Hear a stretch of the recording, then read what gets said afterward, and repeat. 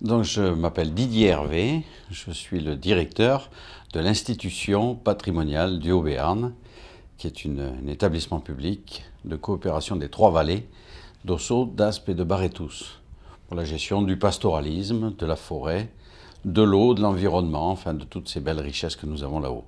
Alors bien évidemment, la première des raisons, c'est que nous avons une très grande ambition pour nos montagnes. Ça fait déjà 23 ans que nous avons monté cet organisme particulier. Et pourquoi je dis particulier? Parce qu'il a la particularité d'utiliser une gouvernance originale, mais qui est une gouvernance historique.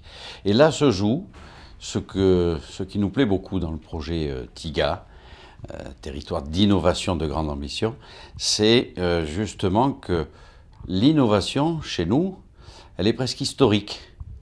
C'est-à-dire que, par exemple, sur la gouvernance, nous avons une gouvernance participative qui, aujourd'hui, remplit nos bouches et nos dossiers.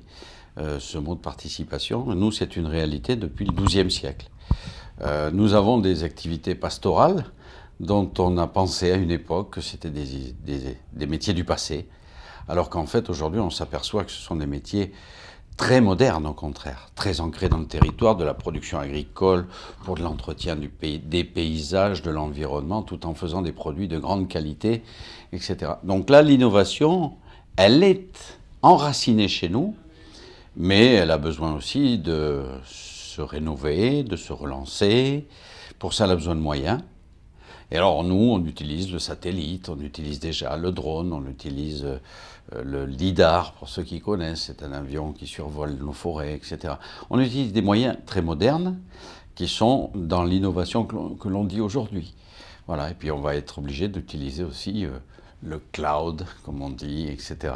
Toutes ces choses-là, voilà. Donc tout ça fait qu'on est d'abord très reconnaissant au conseil départemental de nous avoir proposé d'être dedans. Mais on est passionnément dedans. Voilà. Et je suis obligé de l'avouer, pas par philanthropie ni par philosophie, par aussi besoin d'un peu d'argent, quoi.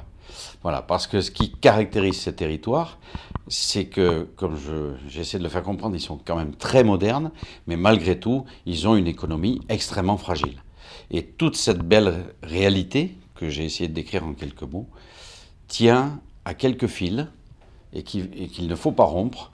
Et peut-être que justement avec un programme comme ça, au contraire, on pourrait renforcer et s'inscrire dans l'avenir, être un peu plus, comment dire, serein pour les quelques années, parce qu'on ne peut pas dire sur des générations, ça ne se fait plus ce genre de choses.